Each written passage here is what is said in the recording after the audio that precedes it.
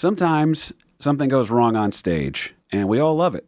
Sometimes a magician fails on stage, and it's pretty much better than the show itself. But what if it cost somebody his life, and what if it exposed a much darker secret? All that and more this week on American Loser. Fill her up! You're listening to the Gas Digital Network. On the edge they take the throne, built on bones of those unknown. Coming first, never last, still erased from the past. I am an American loser. No one remembers my name. No legacy and no future. One step behind in the game. All right, folks. What is going on? You know the deal here. The show's called American Loser. We're putting the spotlight firmly on second place. Each week I'm bringing you messed up, weird stories from American history. And of course, we are now in our Gas Digital era. One of the reasons I'm here at Gas Digital is because of our guest today, okay? He just got you a parking spot. He really did. Parking spot, massive cachet, just took his reputation, put it on the line for me here. It's my boy. Honest to God, you're one of my... I'm not exaggerating. You're one of my best friends in comedy. I love the shit out of you. You are a great person to have added to somebody I hang out with doing this because you're a real person. It's the non-sociopaths are hard to come by in comedy. Yeah, it's very rare. Some of the sociopaths really fun. Bill Burr's. It was weird. It was Whoa. Was that me? I don't know. By the way, folks, he's handling his phone right now, but he is a pro. He's my boy, Chris Faga, a.k.a. Chris from Brooklyn, a.k.a. the handsome half of HSR. I wonder how long reels have just been playing in my pocket. You got to be careful, too, because we run in some wild circles, so you're never quite sure what I'm not even talking about a wild thing from the internet. I'm talking about just something that could casually pop up from our shared collective group of sociopaths that we have to interact with. Uh-huh. You're just like, oh, this is totally normal behavior for this one person, but out loud doesn't need to hear it. No. That's not at all. Chris Vega, one of my great buddies in comedy. I mean that too. And HSR, if you guys aren't already listening, High Society Radio, it's one of the, honest to God, I think it's sincerely one of the most underrated podcasts. Thank you. Well, because you guys are having fun. People go where fun is. Yeah. You know, and that's the truth of it. Stanley is also a part of the show, too. He's straight up big time. He just said no. To be fair, he did say yes last week. He's a good man. Yeah. He's off the hook on this one, but I'm excited, too, because I think we're hanging for HSR later. We're up against Thursday Night Football, and I think you guys are going to win the ratings war. We occasionally do this thing called the standing cast, where we both, I'm in my garage, he's in his basement, and, we leave the show immediately, somehow instantly get to our garage and basement respectively, and we do a Zoom show while we watch Thursday Night Football. The standing technology. Cast. That's really what's made things happen. Yeah, we have a teleporter. Yeah, teleporting is what I think I'm going to do here for a hot second. Mm-hmm. I have to take you back to what's probably the most boring era in history. The story is not boring, though. The story would be, this is headline news, instant legend status for what happens with this guy. And if you guys don't know the deal, again, it's Weird Topics from American History. The entire back catalog is over at Gas Digital. Use promo code LOSER, get $1 off a month. All right, you also get great shows, like I said, including the infamous and notorious High Society Radio. So that being said, I got to break one thing down real quick. Victorian era, you hear it in your head. It's kind of a boring time in history, but does anything jump out at you? No. Is it penny farthing bicycles? Is that? When is the Victorian era? So I'm going to say it's post-Civil War. That's when I put post-Civil War, pre-1920s. I think that's what I'm going to put. But post-Reconstruction. So that's the original bicycle craze. I think you're right on this one. People were riding around on dandy horses, and then they discovered the penny farthing, and then the chain bike. I actually recently saw a political cartoon. Because women, the penny farthing was unwieldy for a woman because they're stupid. We're talking the big wheel. Well, before that, people rode these things called dandy horses, which is just a bike without pedals.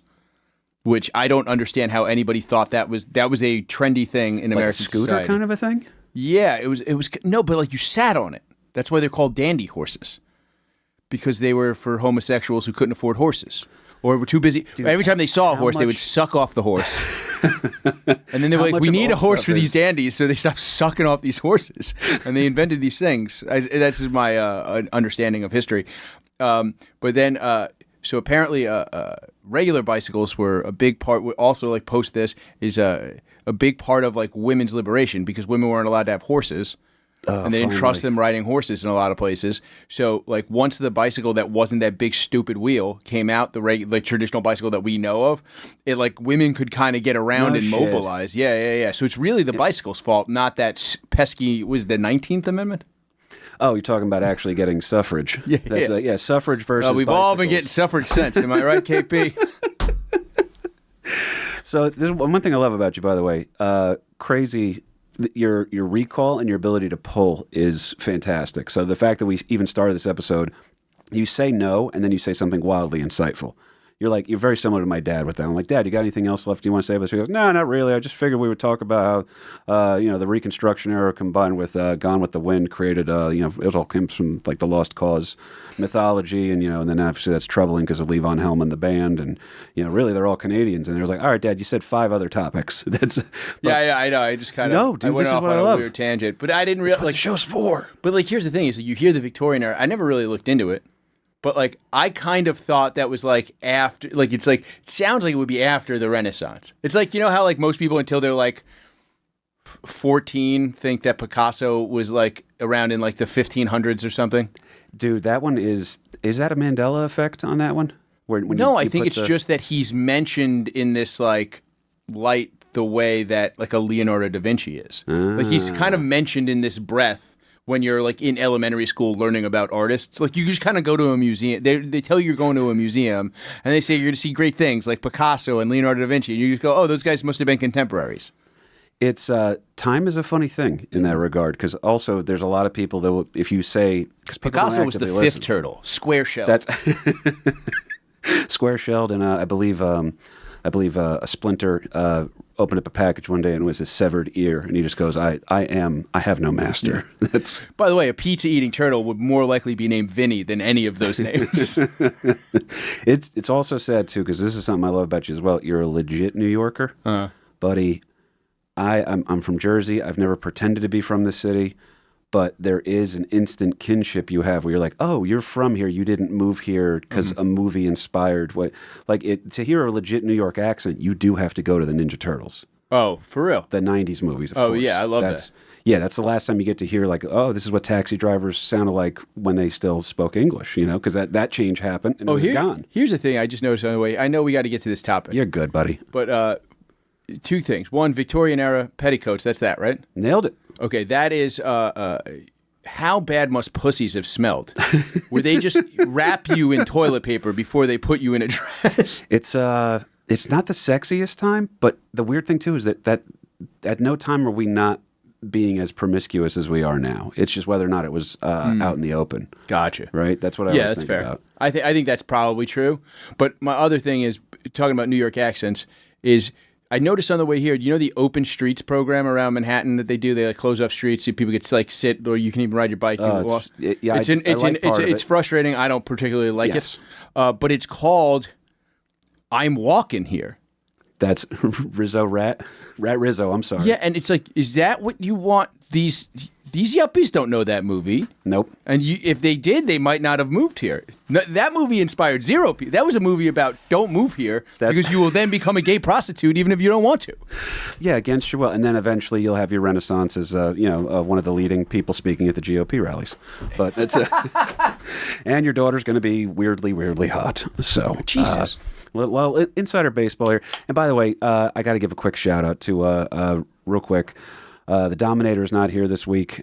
We made some remarks last week about how he was a nice Southern boy, and he's actually he's gone off to some rallies. I can't say where, but let's just say his family was a little uncomfortable with some of the, we'll call it diversity around here, and he's going back home because he started saying a few too many left-leaning ideas, and the family has to just bring him back in and say, remember where you came from. Okay, so he's somewhere making moonshine in the hills right now. Okay, so we do have, he's not a DEI horror, I promise, folks. Okay, the great Jorge is behind the 1s and 2s today, buddy. Thank you for being here, pal. Of course, anything from Mr. Kevin Patrick. It's using the full government name.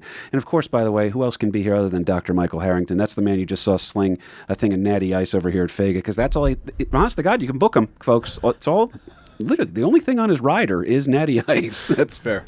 You crack a natty ice, and Chris Faga comes out of the bushes somewhere. That's right. It's an angel gets its wings when a bell rings, and if there's a case of natty ice, Faga's doing a guest spot. Nate Marshall was hosting a show at Brooklyn Comedy Club, and I got up on stage with the natty ice, and he got up after me and went, I just want to point out to everybody, that's exactly who he is as a person. We get one free drink, and he used it on a natty ice. Dude, it's that again, that's probably another thing I like about you. This isn't a front. We're not I'm not putting on airs. I'm getting a free drink. I don't care what I'm drinking. Just give me the cheap thing. I'm trying to save the venue money.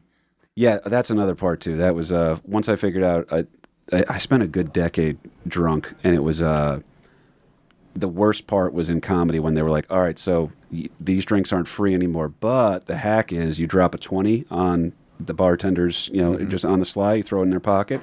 And all of a sudden, all your drinks were free the whole weekend. Oh, yeah. That's at least $60 worth of Jameson I just had. Yeah. And it's Thursday, so it's going to be a long weekend.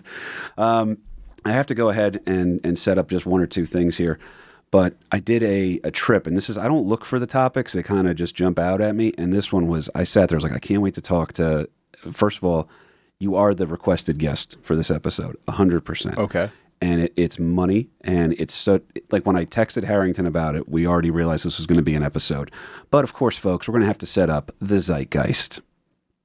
Nailed it. God, he's so fast. All right, Dom, we're not going to miss you. Just letting you know. Stay where you're at, buddy, okay?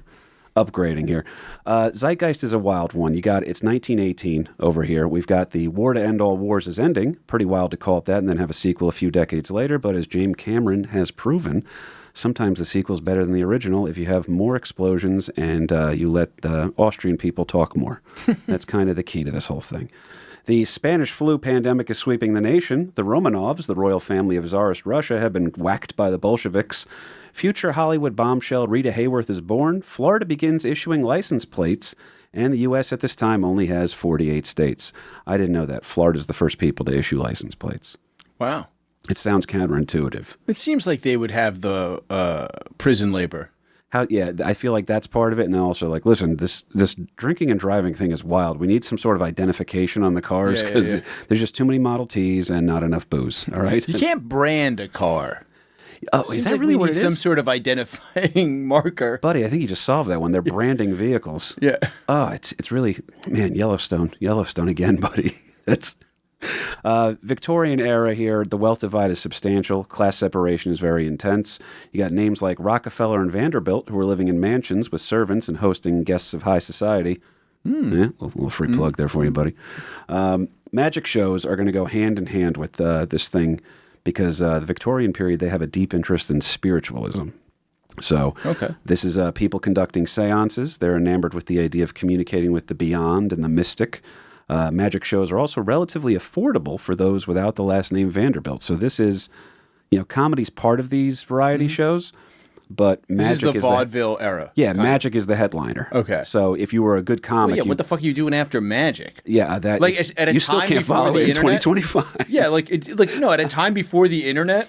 Like, what are you doing after magic? I had to follow a magician one time. He asked me to go back up, and I was like, so anyway, that guy just shot a dove out of his sleeve, but let's talk about my gay sister. And they weren't into it, and then the magician yelled at me, but he was also petting one of his rabbits while he was doing it. You think there was a magician who got really mad at another magician for being a magician with a guitar? Interesting that you would, first of all, that is worlds colliding. That guy's dummy pulled a fucking dummy rabbit out of his dummy hat. How am I supposed to follow that shit? I do want to book a show of all guitar comics and not tell any of them. Yeah, do like a showcase 5 comics with guitars and don't tell each one, and then it's just they all show up and they're like, oh God, I thought we were something offbeat, but apparently we're all just doing the thing. Anyway, shout out Josh Wolf.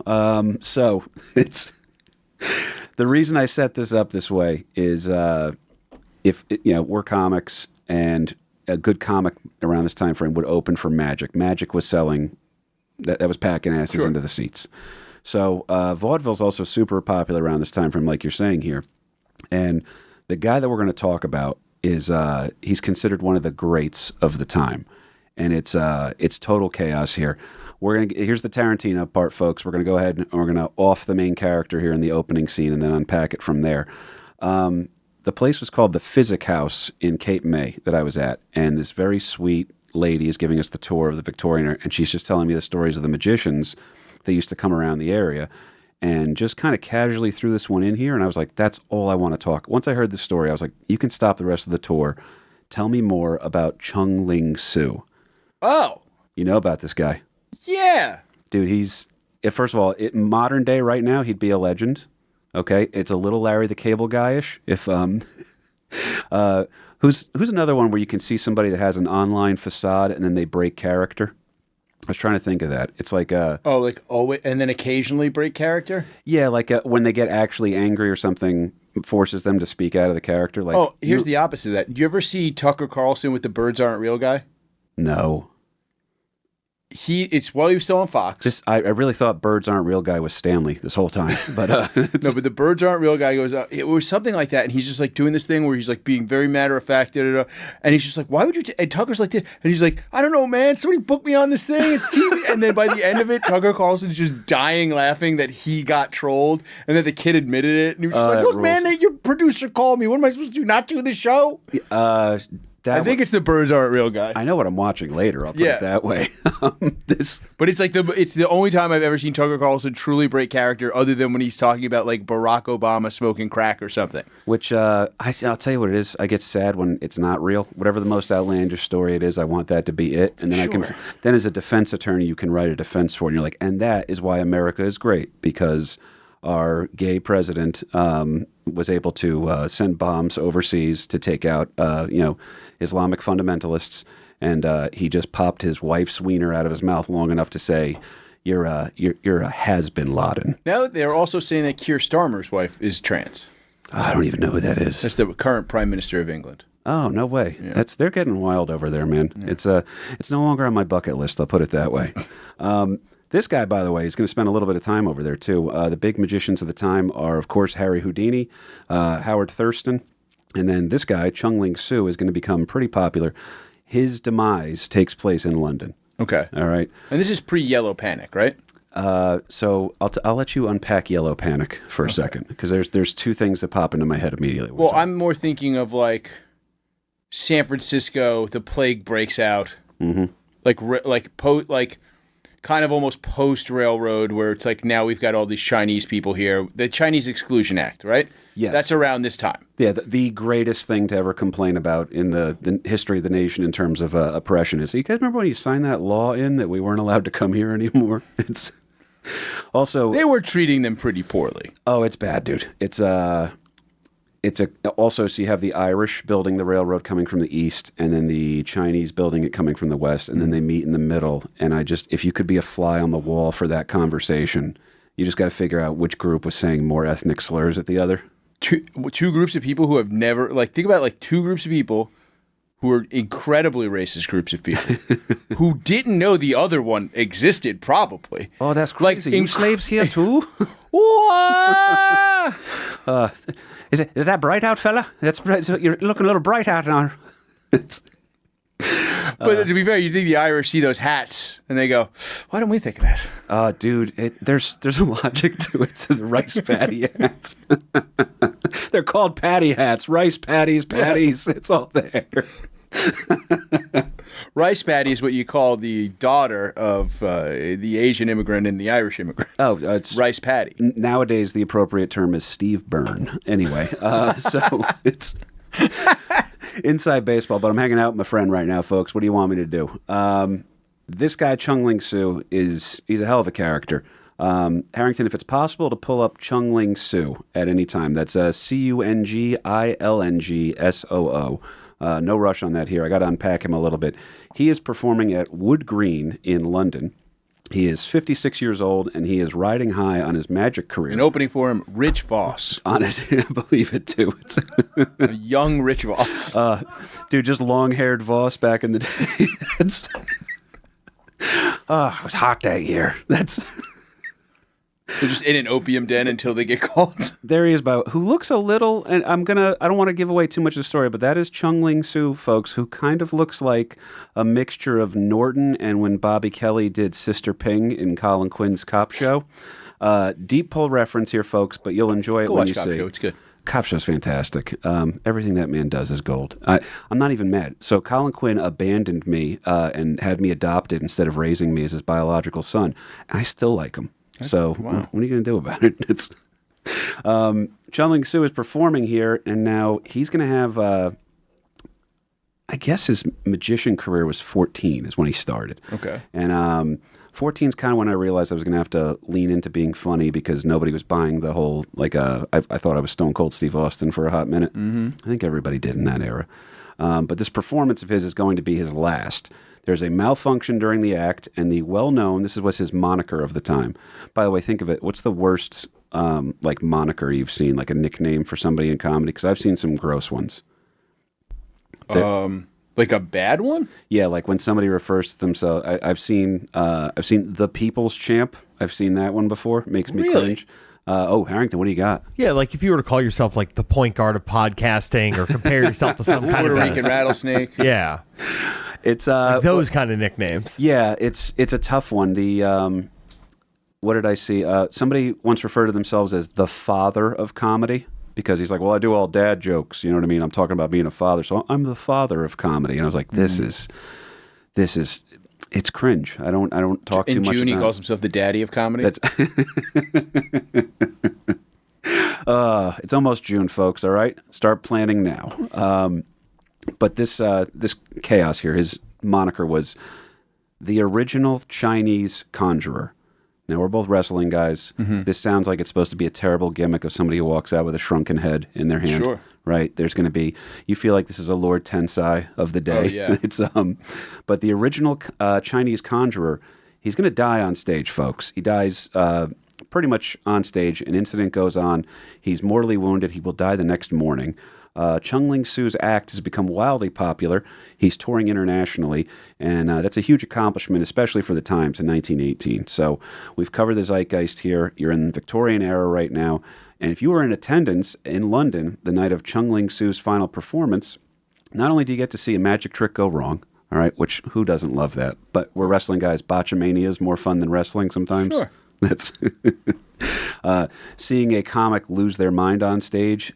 Usually more memorable than even the most well-crafted joke. Yeah. All right. Who here has not watched the footage of the guitar comic smashing the heckler over the Kramer. head? That's a Kramer.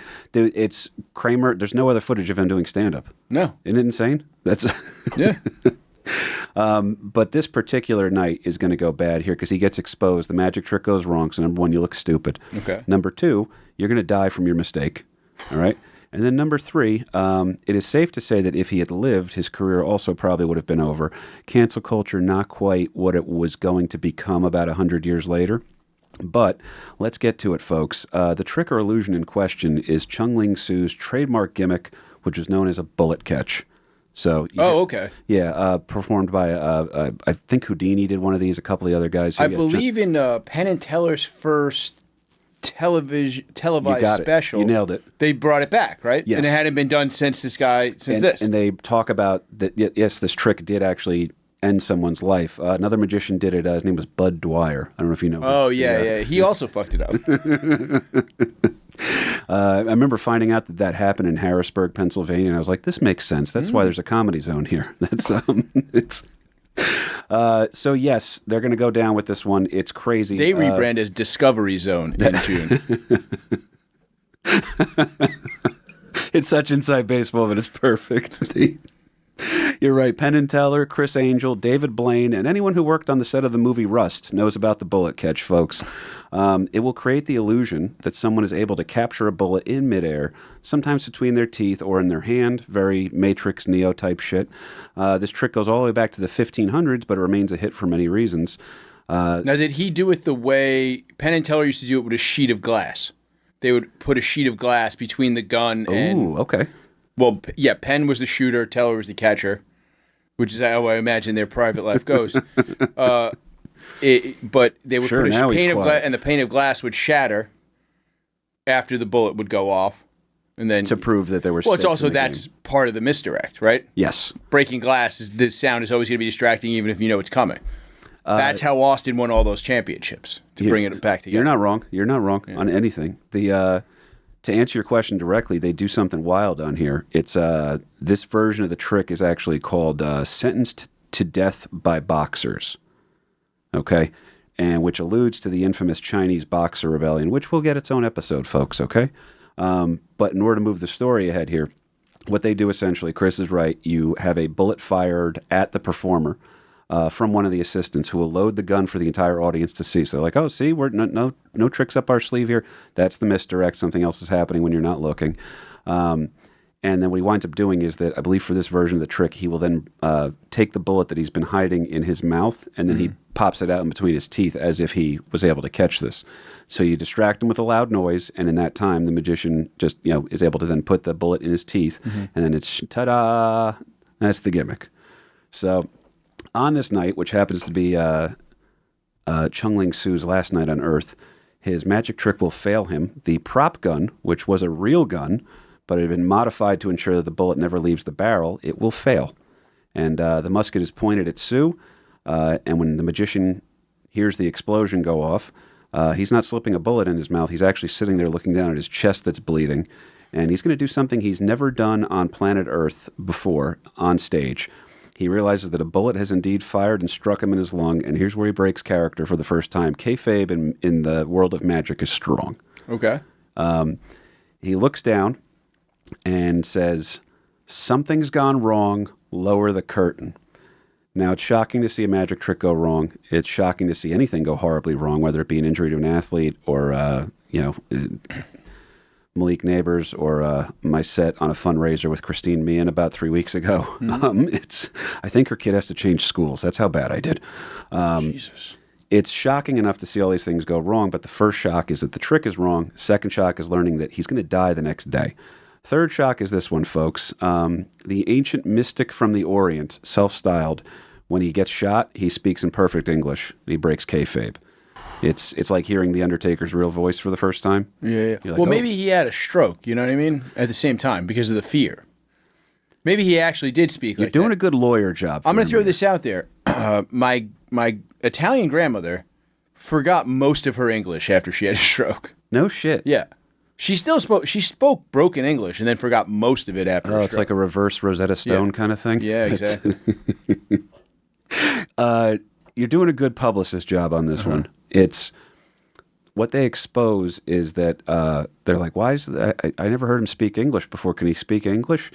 And he's dead before the public figures it out, which, by the way, that's the way to go. If you're going to be outed as something terrible, your worst kept secret should come out after you're dead, right? He's going to be dead before the public learns this, but Chung Ling Soo's real name, well, he's not Asian. I'll put it that way. He's actually a Scottish. 10 masters. Dude, it's so close.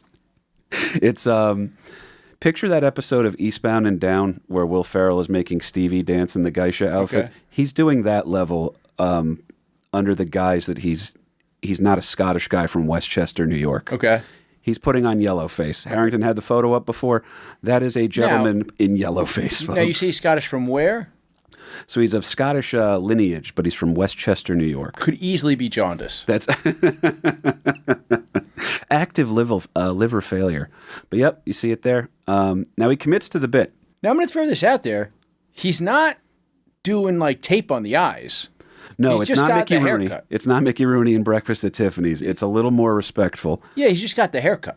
Isn't that crazy that that's the most like the long range planning of that, because he has to have the braid thing has to probably go down to his ass crack. Well, I'm sure if you're borrowing from cultures, he got some extensions that eventually grew into the full haircut. As long as you're borrowing, Must go getting hair did. He just went to one of these newly freed slaves and was like, "Look, show me how to do that, and I'll fry hard your chicken." Fry hard, fine. Extra duck sauce. Hot sauce, duck sauce. I'll let you... This is some real, actual New York Chinese food.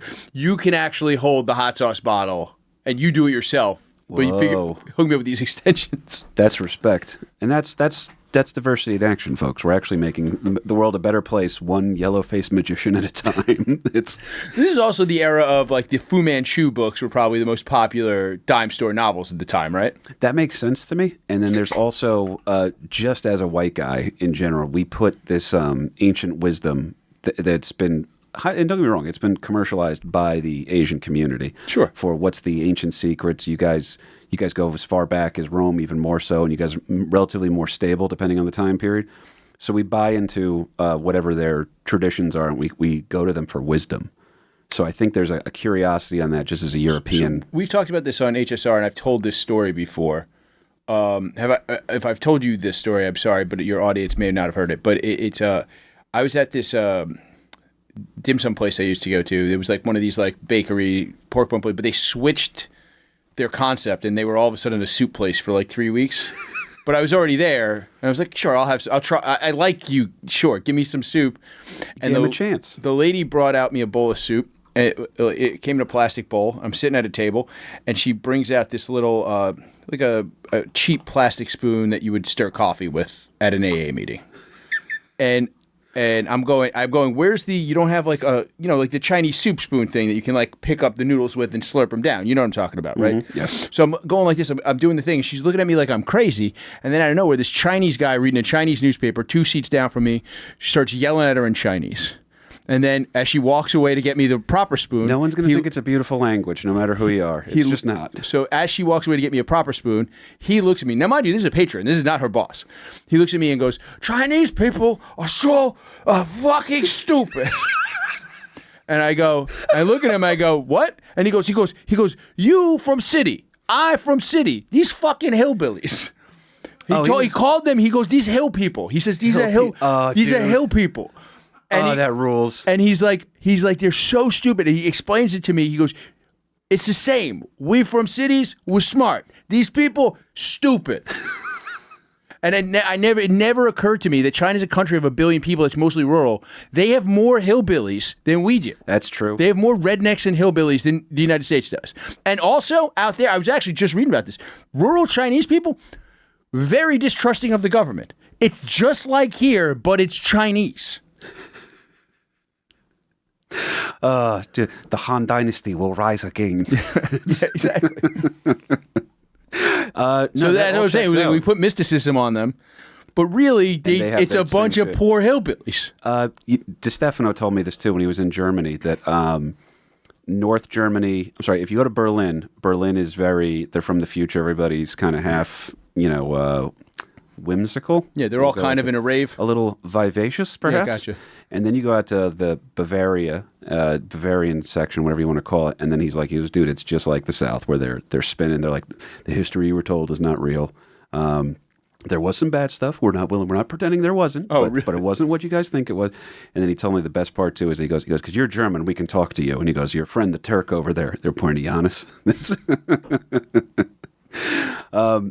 But our boy, by the way, you asked his name earlier. Ken Masters, no, sir. This is actually William Ellsworth Robinson. That is our boy here. And Chung Ling Soo will die, and which also means that William Ellsworth Robinson dies with him, of course. No one is happier than Chung Ling Foo. I'm not kidding. Chung Ling Foo is his wife. Dude. Who he also made do yellowface, and now she could finally be a person again. Faga, he made his wife do yellowface. What? That was right? I called it? Yes. It's to the point where I'm checking to see if you can see my iPad. Do you have a picture of his wife? I don't think there's any photos of her but she was playing up her thing too, which, by the way, in order to cultivate yellowface, this is what he had to do. You nailed it already that he have to grow the hair out. Maybe there's ways working around that one. He would mix grease and gunpowder together to give himself to yellow his skin, to darken his complexion, right? And then obviously there's certain facial gestures and expressions you can make. And he never broke character. At all times, hands were like this, or in his robes or something like that. And he actually hired a translator to do all of his business dealings with him, so that he was never actually out of. He hired a pallbearer to do his talking, right? Nice. So that's kind of what he did here. He hired a Mr. Not Fuji. Mr. Not Fuji. Hard to believe he was Samoan, right? Crazy. Harrington, this is a weird one for you. Ching Ling Foo If you can. What do you got, buddy? Oh, you got it up already? So Oh, is that's the this wife? not his? Is this his wife? Sue C was the woman who was his assistant. No, that's Beetlejuice from the Howard Stern show in Whiteface. That might be her because his. I want to refer to Mr. Ellsworth. Is his name here? Mr. Ellsworth, who is portraying he's employing Yellowface in his magic act. His wife was complicit in this, so I do believe that's probably. There's a good chance. Yes, that's your her. wife is complicit in your Yellowface magic act, even if she's not doing What the a thing. sentence, huh? Well, here's the thing: if she was actually, her life's in danger if she's acting like a white lady. Ooh, that one's interesting. Yeah, like she has to do it. These foot bindings are a choice. Yeah. That's. Here's where we get into the comedy aspect of this one. In comedy, if you had off the top of your head, because we're very lucky today too, because I'm lucky being at Gas in general because everybody understands comedy. Someone doing like a terrible, like joke thievery is a terrible thing. Now it's overdiagnosed. I think that's there. If you had to think about it, I'll give you a second to marinate on it. Like a legit joke thief thing where you can't wait for them to get exposed. Sorry. Oh, that was Chris's brain working, folks. He's saying, please don't say, beep out this name. I almost said her name. All right, you can't wait for them to get exposed. Well, if you can't wait for somebody to get exposed on this one, this is Chung Ling Soo, not to be confused with Chung Ling Soo. Chung Ling Soo is a legitimate, actual Chinese conjurer. So I can't tell if okay. Here's how good his Yellowface work was. Is that the real guy, Harrington? Chung Ling Soo. There you go, sir. Wait, this guy is actually Chinese. Not only is this man legitimately Chinese, not only is he a magician. He looks like Yul Brenner. Yul had that thing about him though, right? You couldn't tell exactly where he's from, but the voice would just let you say anything, and he Magnificent Seven, all-time favorite movie. Can you zoom in? I want to see more. Like, I want to get a closer look at this guy's face. He's legit. Oh, okay. That's an Asian guy. Like, once he's like from far away, I was like, oh, I can't really. Handsome guy, good jawline, right? And he is the legit magician. Mm-hmm. He's doing everything correct here. He's not only is he legit, but he is one of the most respected magicians of his time. And get this, not only his persona, but also his ethnicity and then a ripoff of his own name are all things that are stolen by Mr. Ellsworth, who will steal the name Chung Ling Soo and turn it into Chung Ling Soo. Use that name to try to get cachet in, like, this theater is going to bring. What British person is going to sit there and be like, oh, I thought your name was Fu. You're telling me it was Sue this whole time. That's crazy. So this guy's booking venues under a very similar name. Mm-hmm. So I mean, if I'm just going to play into if there was a comedian named Luis Gomez, and then he was just like, from Legion of Skanks, it's Luis Gomez, and it's just like a very polite Puerto Rican man who comes out there. Yeah. You know, and he's I said Legion of Skinks, which it's a reptile-based podcast. But you're able to pull that off. Oh no, I'm Big J Wokerson. That's I mean, isn't there like 5 Big J's? There's an Irish J up in Boston. There's Big Irish J, and then there another Big J. That wouldn't shock me either. Yeah. Tell you what, there's only one of, though. There's only one Michael Harrington, right? There's about 7 mics here at Gas, but there's only one Michael Harrington. Yeah, there's about 17,000 in Ireland, though. So that's true too, and a Harrington construction company that drives past me at work every single day. The air brakes don't stop for shit, folks. Let me tell you.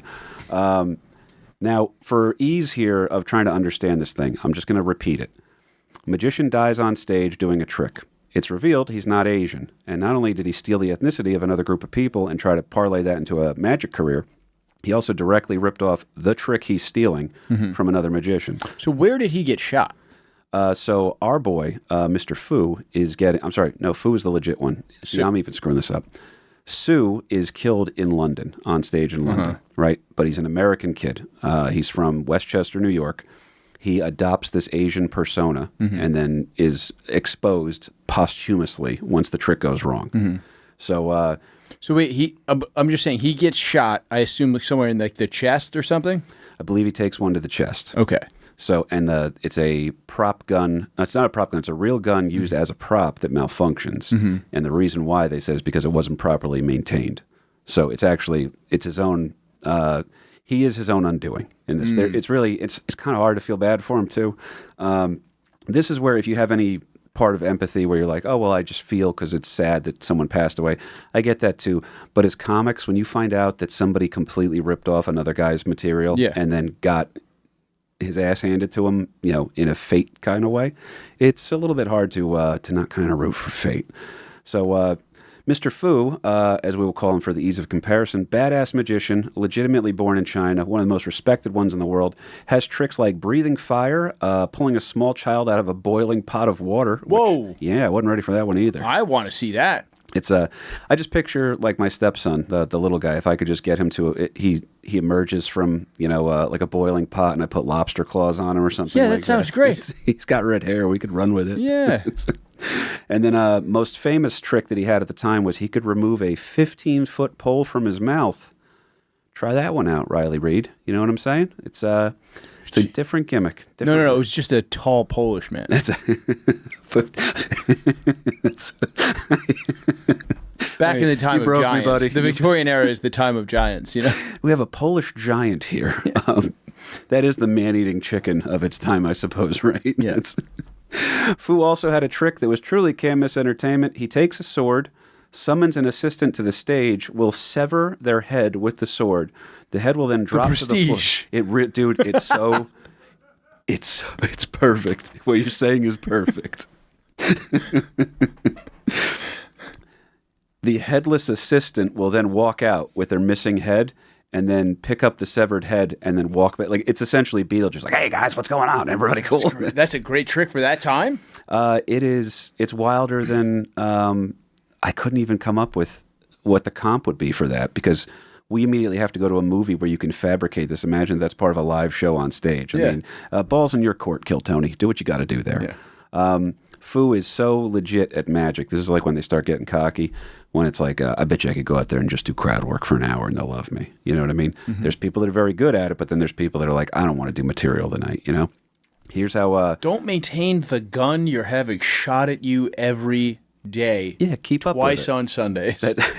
Like, that's crazy to not clean a gun like that. Late show Saturday, that's when these problems always seem to go down. Also, everybody I know that owns guns never shoots them, always cleaning them. It's almost meditative. I'm a gun owner. It is what it is, right? But the maintenance of them is almost more fun sometimes than actually shooting. So I got another less good expensive. Chinese story about cleaning a gun in a restaurant. Talk to me. I walked into this. I was a child. I was maybe 12.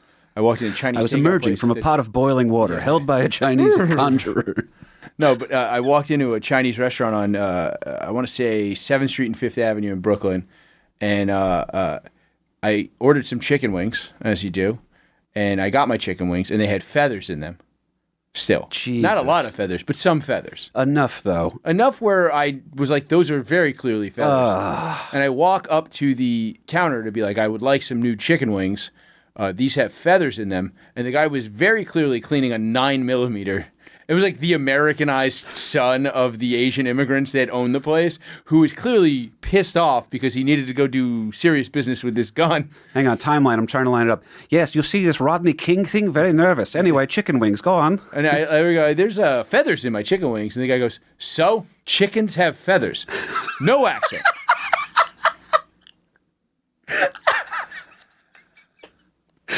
How old are you? I'm 12. What am I supposed to do? This is an adult man. It might have been the third time I ever saw a handgun. Dude. Yeah. How often are you seeing handguns before 12? 3. So I saw a kid get pistol whipped when I was 11. We really did lose Brooklyn. We lost it. It was Brooklyn. So my grandfather, World War II vet, had a buddy from Brooklyn that he was in the war with. And they both brought back, this guy, Chris Sarlo was his name. He brought back a Luger. And my grandfather brought back a Mauser pistol. Mm-hmm. And Sarlo was definitely like, at least he played up the idea that he was a connected guy from Brooklyn. Sure. And my grandfather would warn me forever. He goes, you can't trust people from Brooklyn. You can't trust them. Now, I don't know, it's the old Brooklyn of that one where he's like, they're fun, they're great to hang out, but you can't trust them. That's what he's always warning me about. Sarlo gets Especially this if idea. you're from Jersey. And it's weird too. If you were from Queens, you could probably trust somebody from Brooklyn. Yeah, there's a kinship for sure. Yeah. And this is the old. I hate that we lost New York City, but it's. Well, it's like that's the thing. Is like you didn't have any of these Midwest rubes coming in. Now there's a commiserateness with Jersey guys. It's crazy that it happened because I used to always feel like a perennial outsider. It's like I have to hear about an overturned tractor trailer on the LIE every single day, but they won't accept me as one of their own. And but this was a great story. It was. My grandfather lived in West New York, which oddly enough is in New Jersey because we like to confuse people. Mm-hmm. And his father says, "Oh, I got to." He goes, "I don't like this Sarlo fella. You know, I'm nervous about him. Try to stay away from him." My grandfather's name was Marty. He goes, "Marty, just stay away from him. You've got a bright future. The war's over. You know, Sarlo, the war might not be over for him, kind of thing." And Sarlo brought back a Luger.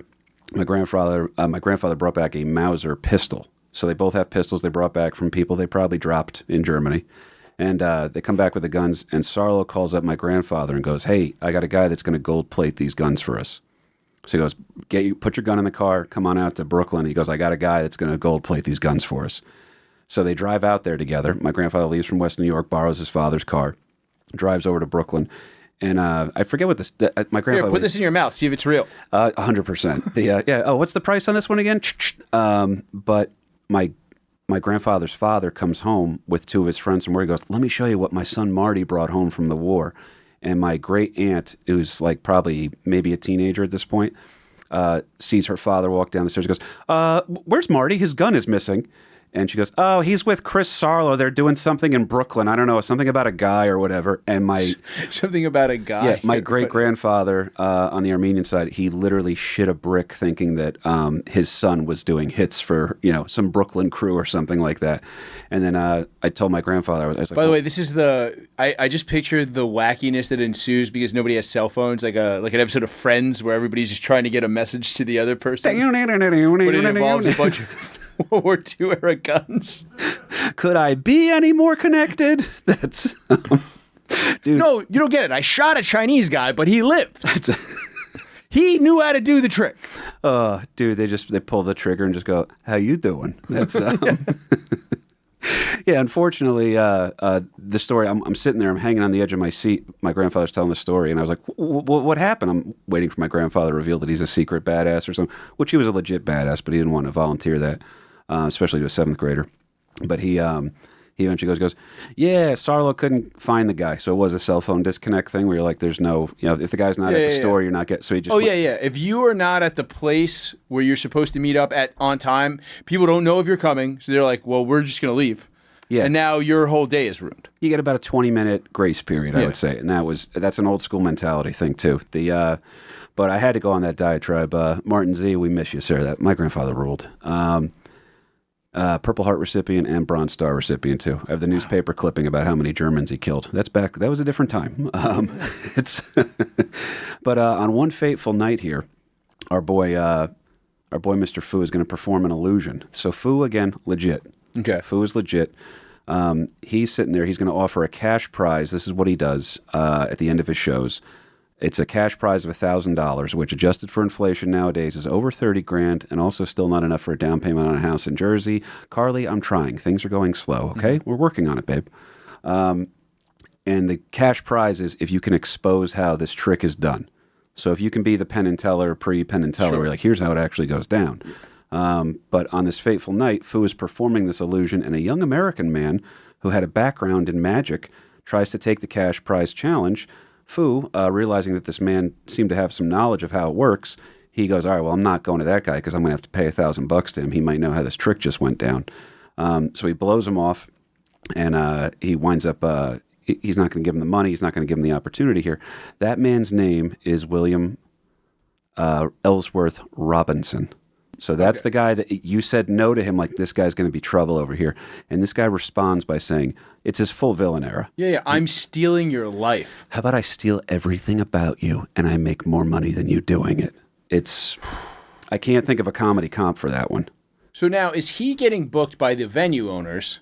Because these are all vaudeville theaters, right? Yes. So these are essentially show people at a time when Correct. that meant a different thing than it does now. Yes. Right? This is back when, like in the vaudeville era, everything you hear about that era, that, like, the freak shows come out of that and all this stuff and all this, like, this is like the people who could not be part of society in a lot of ways. 100%. So the people that own these venues are and used they to run in this, small circles too. but also probably racist. So now they know how much money they're making off the actual Asian guy, and they're going, "That's fucking great." But then a white guy comes in and goes, "I'll just do the Asian thing, but we speak the same language." And now they're just like, "All right, but like you're not really Asian, so we're getting a better door cut." Like it's you find ways to abuse the system. yeah. You're, again, scary right. Your accuracy on this is wild. The reason why Mr. Ellsworth knows how showbiz works is because he was at one time a comedian, at one time a magician, and his father, this is 100% true, minstrel act. So his father was doing blackface, and he's like, "Well, I mean, I feel like I could do yellowface then." And this guy was a dick. I was supposed to make $1,000 off him tonight because I exposed his dumb trick. And now, By the way, you went to the show knowing you could expose the trick, which is a party foul. I'm gonna yell out his punchlines, dude. He's gonna love it. Yeah, it's just like Dice Clayman. He likes when we get involved. Yeah. This is for the rubes. You're in the thing. You don't take the bet. Like you should know that. You would think that it's definitely a betrayal of the thing there, and he's out for trouble to begin with, and in the trouble, it sucks that it worked for him.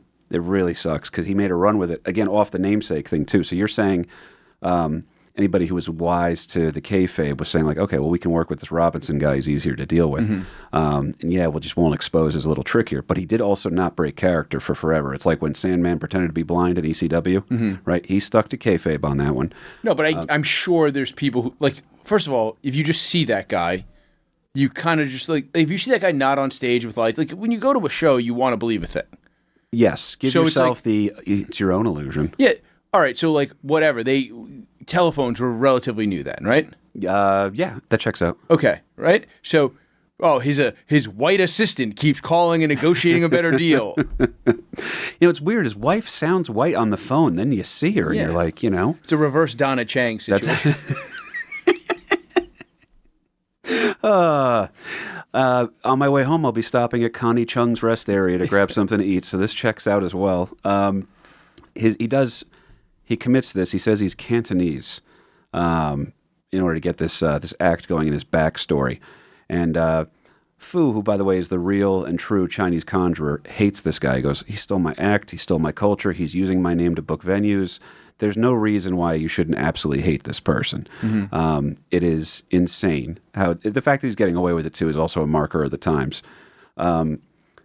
He's so committed to this act, he never speaks English in public, and he's doing yellowface in public at all times. So it's not just when he's on stage. He's not like, yeah, Undertaker's a gimmick, I'm really Mark.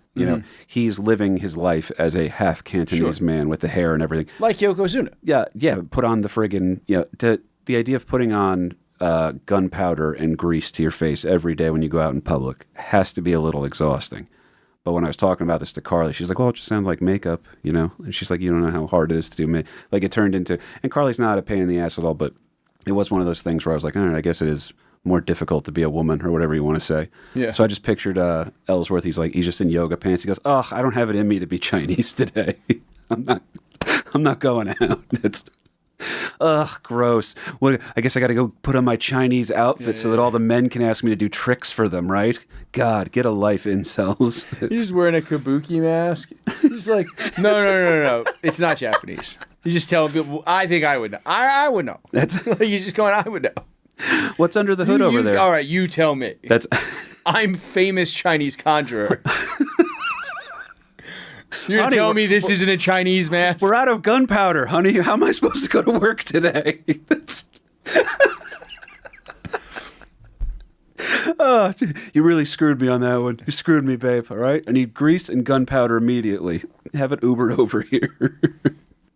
Not only does he get away with this, he's also a top-selling act over in Europe, and he's able to play off the fact that white culture can't really delineate between the two names. It's close enough that I'm screwing it up in 2025 with it written on an iPad like 2 feet in front of me. So I get why it worked. Now, everybody wants to be real ass until it's time to be real ass, okay? It is pure poetic justice that Soo will eventually be exposed as a fraud after his prop gun malfunctions, like we said, due to a lack of cleaning. Not keeping up with his own stuff over here. And he legit gets murdered on stage by his own assistant.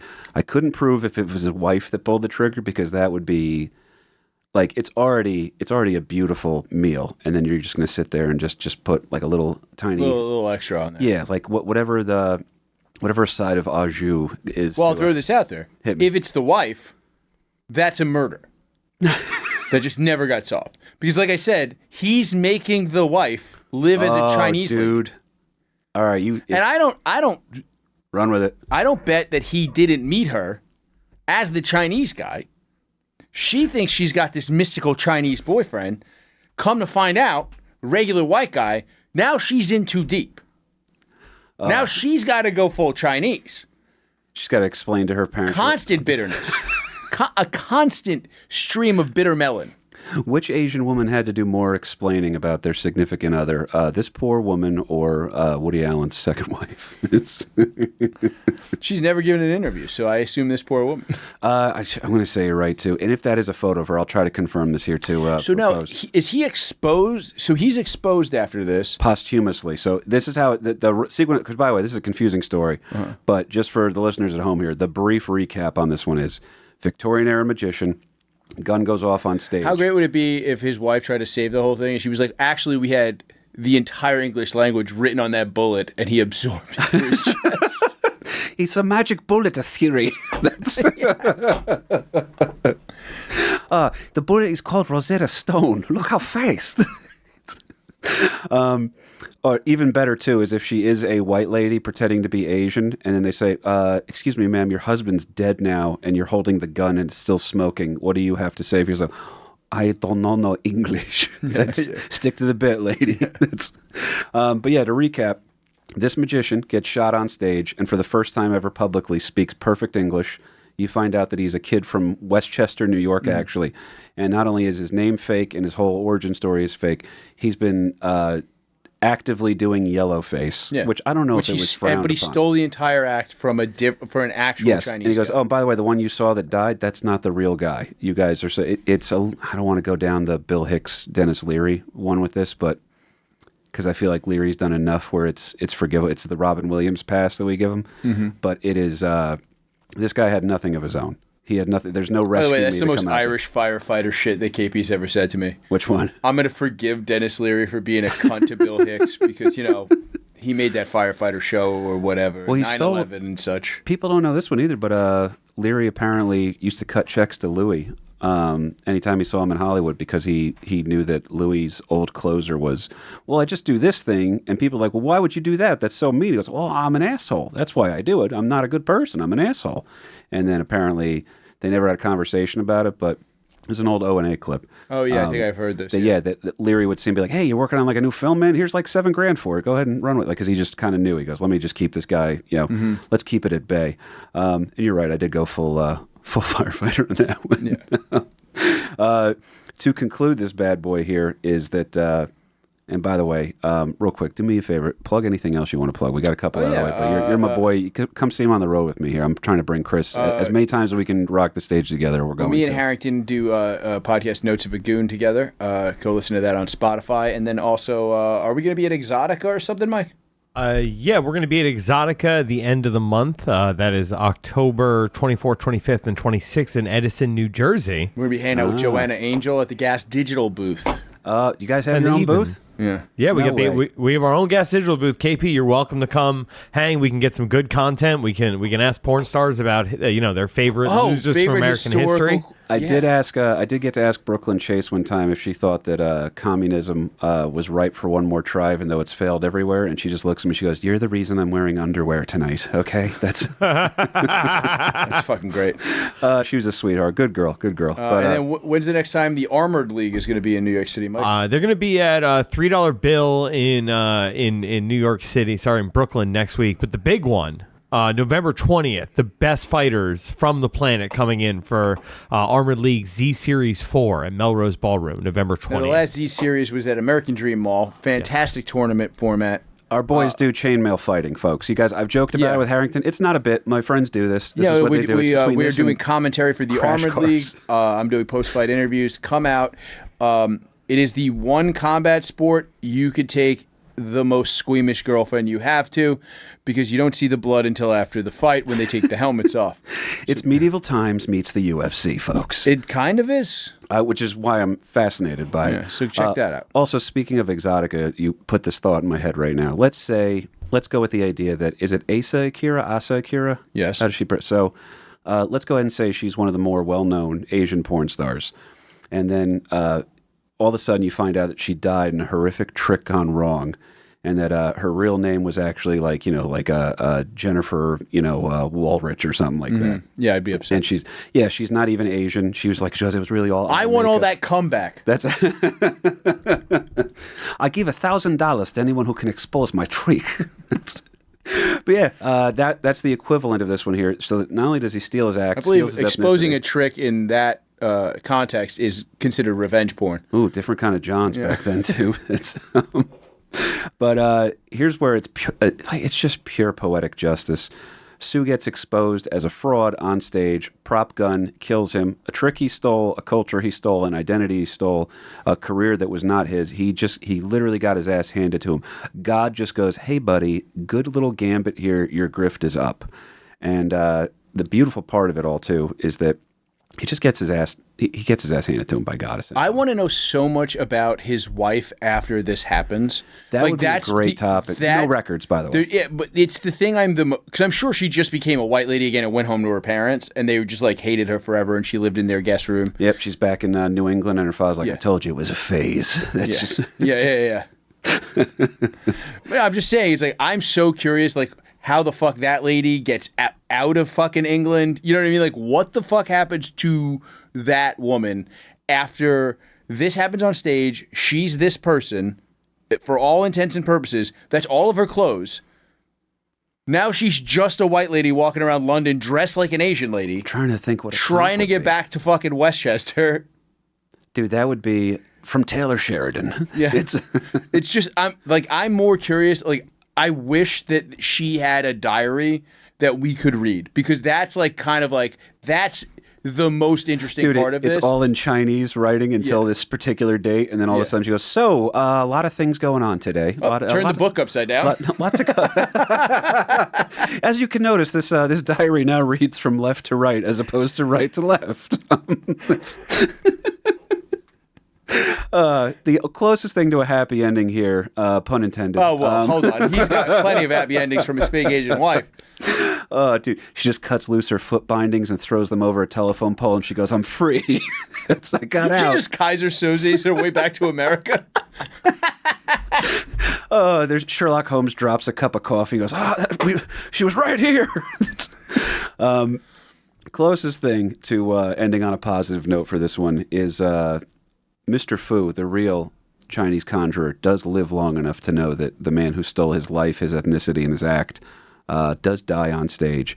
He dies in 1922 after enjoying a full and prosperous career and 4 full years of seeing his greatest enemy on earth become the butt of almost every joke, as he was served, again by God, a hot cup of ironic failure. But that's the only happy ending to this story, is that you get to live 4 years knowing that your greatest enemy is gone. I think that's great. He probably also made a good amount of money for his fucking family in that 4 years, because now he has double dates. I would hope on that one too, because now it's the guy gets exposed, the grifter is gone. But now you could also charge a higher ticket price, because you're like, I'm the real guy you paid for. That's right. You want to see how this trick goes where they don't die on stage? Yeah. Let me go ahead and sell this one for you. Do me a favor, folks, if you can, if you're not already, follow my boy Chris from Brooklyn. Honest to God, one of the funniest guys too, one of my great pals. We're doing HSR after this, I think, right? Stoked to hang out on a Thursday here. We'll see if the Giants get their first win on Thursday Night Football in 10 years. Jorge says it's a lock, folks. All right, we're going to see where we go on that one. As for me, it's at KP Burke Sucks over on Instagram. Hit me up. We got new reels coming out every single week. This one, we're going to see what the comment section's like on this one, because it's been pretty dicey lately on a couple of things the old Blind Mike's been conjuring up for us. He's a different kind of Chinese Is Blind Mike Chinese? Is that... We'll know if Natalie shows up in foot bindings in a geisha outfit one week. Good news, guys. We have road dates for the podcast. Well, Blind Mike is a discomfort woman. I know I'm buying him a sword now. I don't know what kind, but I know I'm buying him one. But that being said, folks, come check me out. Please don't make it double-edged. He's in such trouble.